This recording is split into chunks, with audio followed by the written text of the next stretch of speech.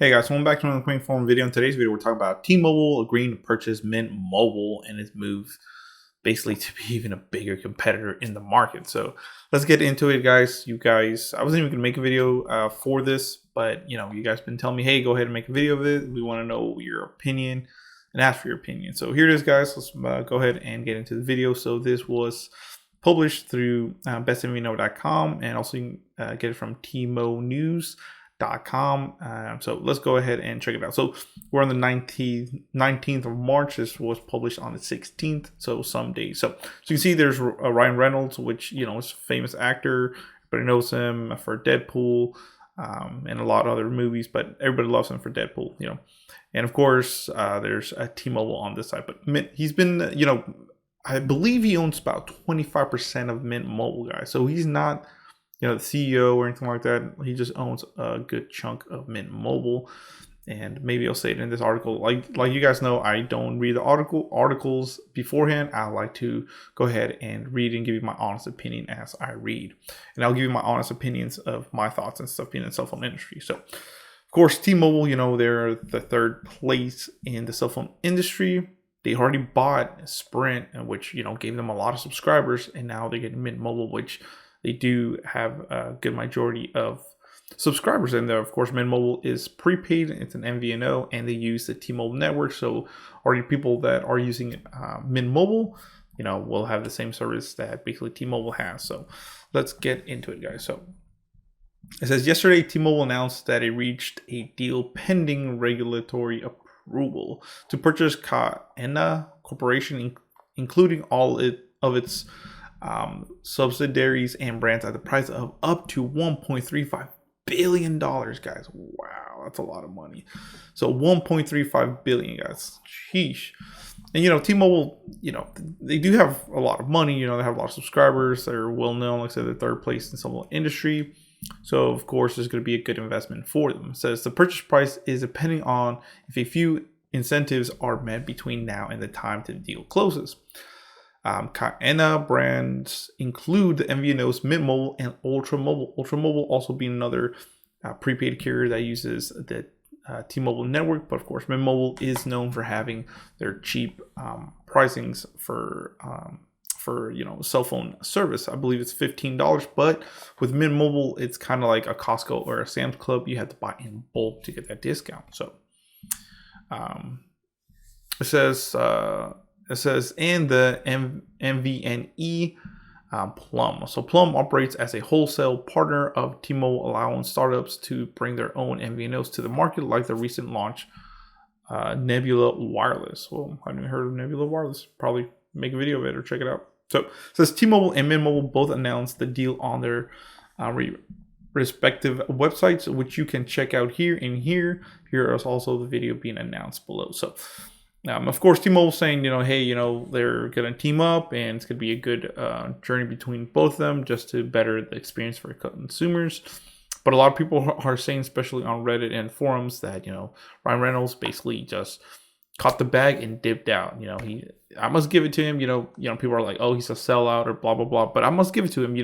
He's been making lots of commercials, and usually they're his commercials and on a budget. Even though Ryan Reynolds could use his money for these commercials and stuff like that, he decides to do these funny comical commercials on YouTube, and a lot of people watch it.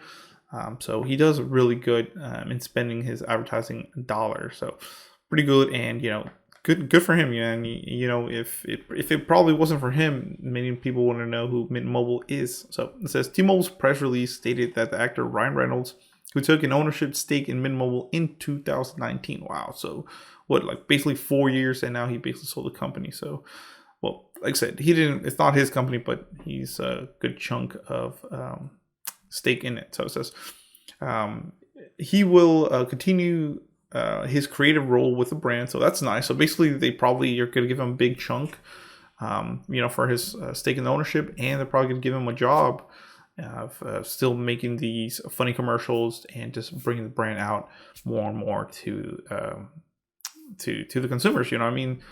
So he does a good job of, like I said, bringing out the brand and showing what it is to the masses. So it says Reynolds has started numerous TV commercials prompting the brand and has regularly marketed it to the millions of followers on social media. So that's another thing. He's a very popular actor. He's known worldwide, so he has millions of followers.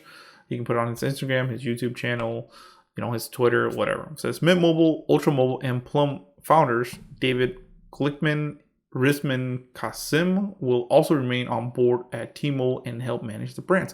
See, that is good news, guys.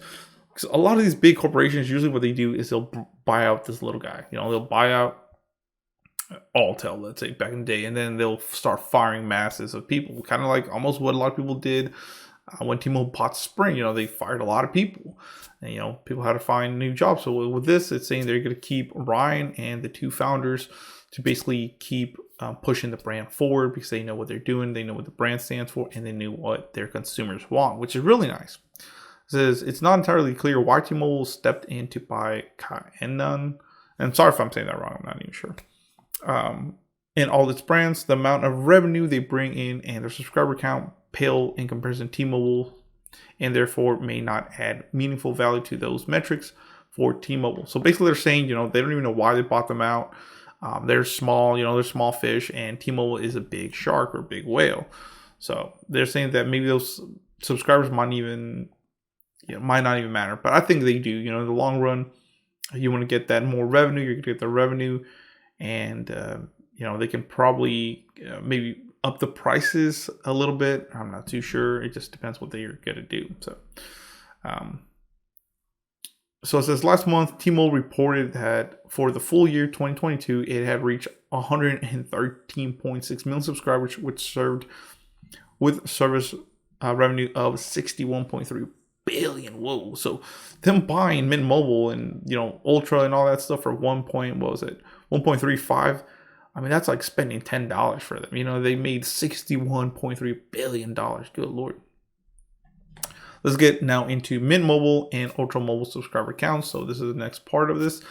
It says, of course, they have never stated the amount of revenue it or any of its brands generate. However, the Mint and Ultra brands are lost cost providers and have to generate revenue accordingly. Mint Mobile has never publicly given a subscriber count.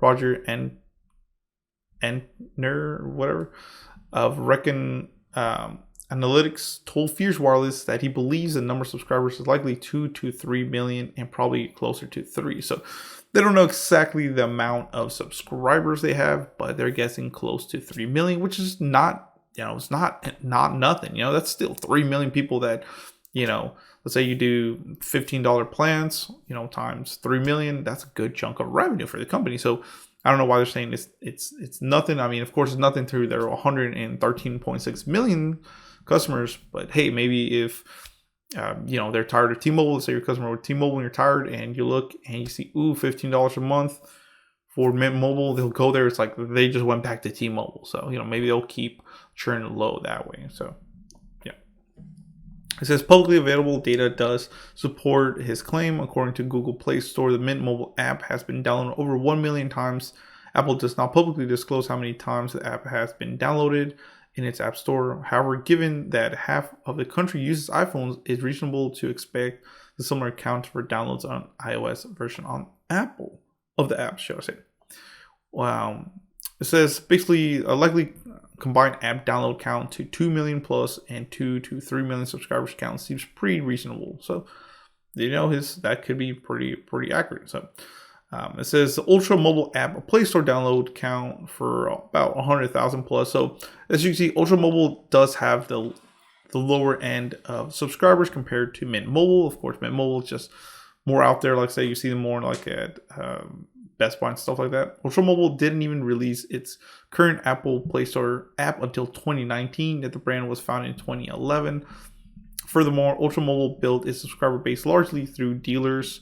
So yeah, you would go to like a corner store to get a prepaid card, and you'll see Ultra Mobile, H2O, Wireless. That's another one. And you just see it and people will get it. It says so the app count is much less likely to be reflective of the numbers of Ultra Mobile subscribers there are than in the for Mint. Mint Mobile basically launched in the summer of 2016 as an online only brand, which I do remember when that happened.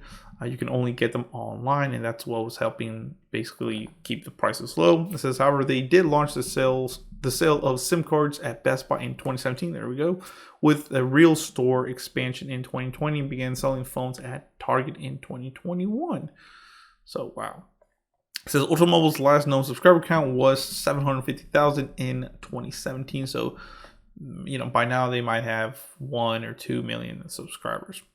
Ultra Mobile and Mint Mobile are both low-cost providers selling wireless services for far cheaper than T-Mobile. That's what I was saying. So let's say you have T-Mobile service and you're like, man, I'm tired of paying this high bill.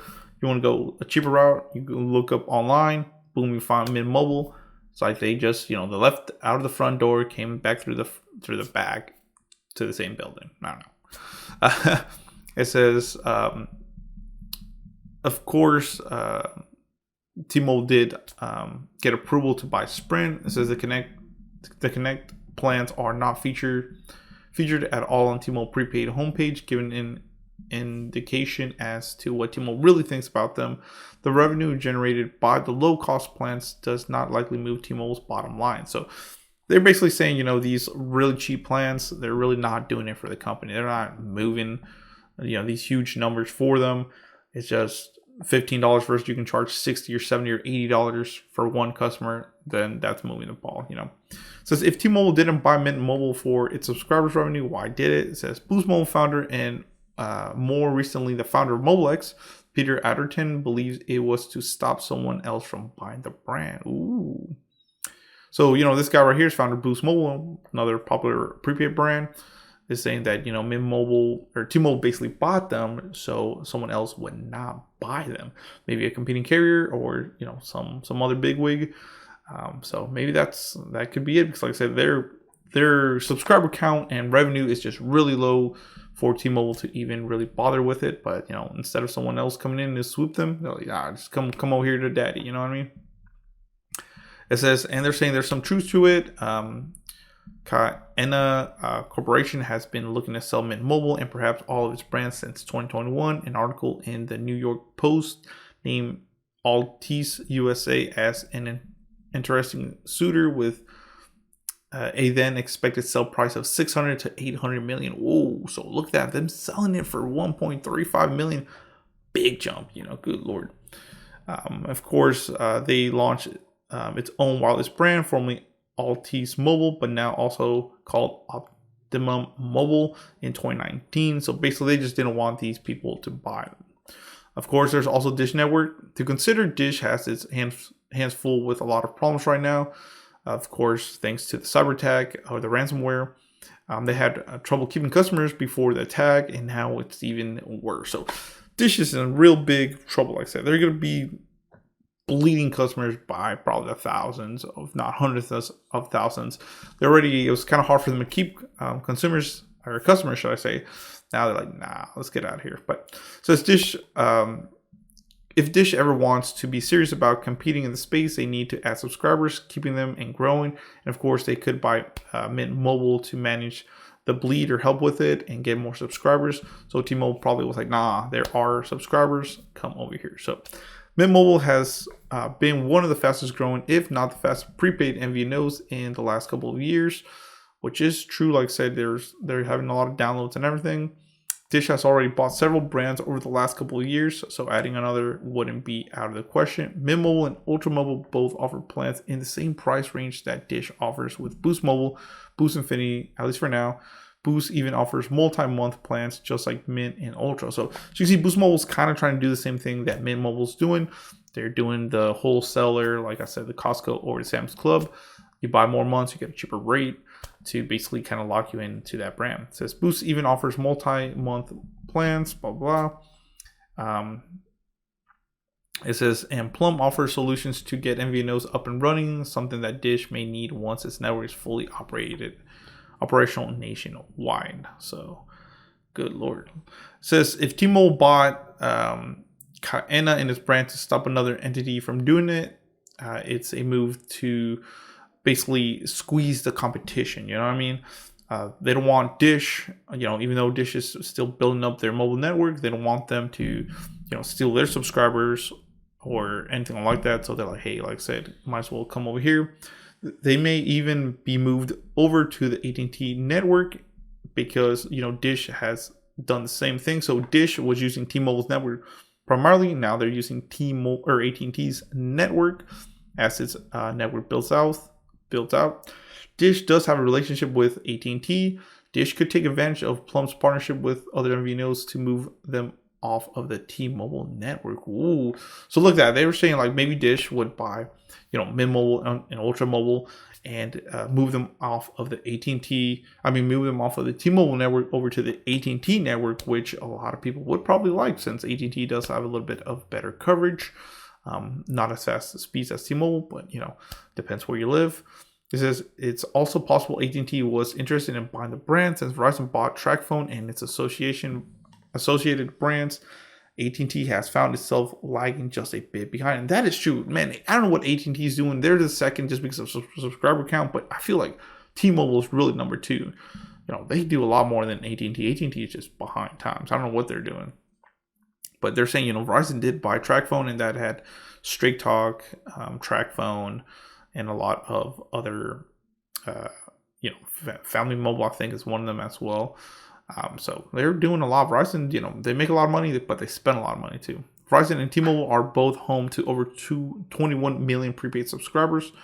Wow. Well, AT&T cites a 19.1 million, so this would help them get a lot more closer to the competition. So AT&T should have probably bought them out. So maybe that's why T-Mobile did it. So AT&T has even been experimenting with multi-month plans in the last few years, but not quite as scale as Mint. They may be interested in further exploring the market segment. Of course, T-Mobile may have just bought Mint Mobile because it's a quickly growing brand. So maybe T-Mobile, instead of them, not wanting the competition, which I think that's more of the thing, them not wanting competition to get them. They are seeing it's a fast growing prepaid brand, and prepaid does bring good revenue. So maybe in the future they'll expand, and T-Mobile will just give them better ads or more money for ad space, and they will grow a lot faster. And maybe T-Mobile will learn from Mint Mobile, and they will look into multi-month plans in the market where they haven't previously competed in. Although revenue generated by the brand may not currently add much to T-Mobile's bottom line, if Mint's growing, continues, they could be in the future, something like that. Of course, Ryan Reynolds will help the brand expand. So lots of stuff to talk about. But overall, like I said, I think more it's a thing that T-Mobile doesn't want someone to buy Mint Mobile out, like Boost Mobile, and help them grow even faster. So they're probably like, hey, we're number 3, we're trying to be number 2. We need more subscribers, and we need to maybe experiment how, and they'll see how their multi-month deals and everything works. So shout out to T-Mobile. Hopefully this will expand their prepaid horizons and everything like that. So so Dragon Warfare sign off, guys. Sorry this was such a long video, almost 20 minutes. I'm almost out of breath. I need to get some water. Been a long day, been camping and everything. So but thanks for watching, guys. Please comment, rate, subscribe, let me know. And like I said, good luck to all these carriers because they're fighting for that space.